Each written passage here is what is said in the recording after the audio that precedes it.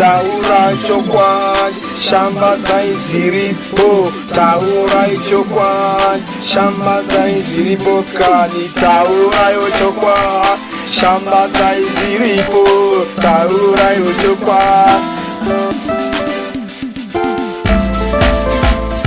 Iwe pirume nepaheraudi, taura chokwadi, iwe karume kepane adaretio, shambadza zviripo, tuma DJ twema 07, taura chokwadi, iwe karume kepamedziro, nyatsa kutaura usambotye. Iwe wepakenda TV, usasize vagwedzano chete, imi ma-DJ wepazimon ragret, siyanai nekutaura ma-artisti, taurai chokwadi, shambadzai zviripo, taurai chokwadi, shambadzai zviripo, taurai chokwadi, shambadzai zviripo, tauraiwo chokwadi, shambadzai zviripo, taurai chokwadi, shambadzai zviripo, taurai chokwadi.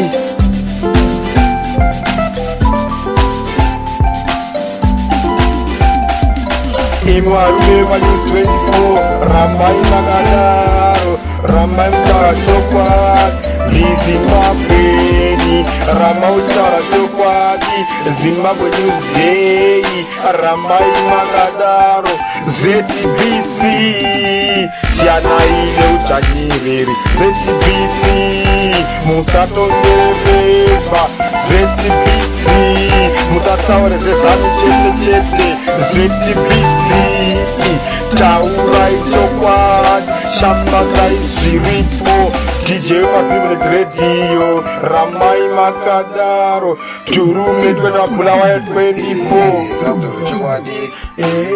rambai muri pachokwadi, iwe murume wepaDaily News, rambai pachokwadi, iwe kampana kepazimai, nyatsotaura kukoromora.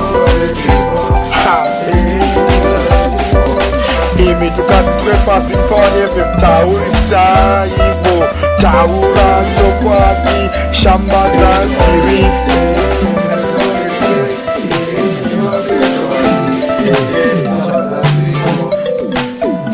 taura chokwadi, shambadza zviripo, taura chokwadi, shambadza zviripo, taurisa chokwadi, shambadza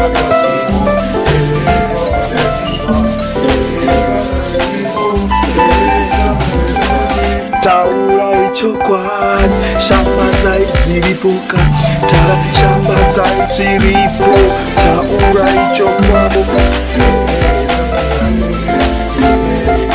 taurai chokwadi.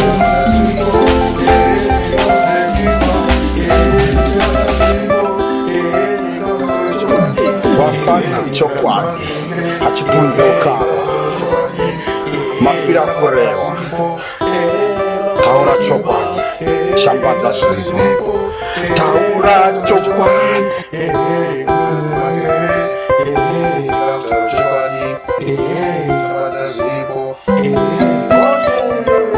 taura chokwadi, shambadza zviripo, taura chokwadi, usakete maazwi, usamadze vanhu, taura chokwadi, taura zviripo, shambadza zviripo.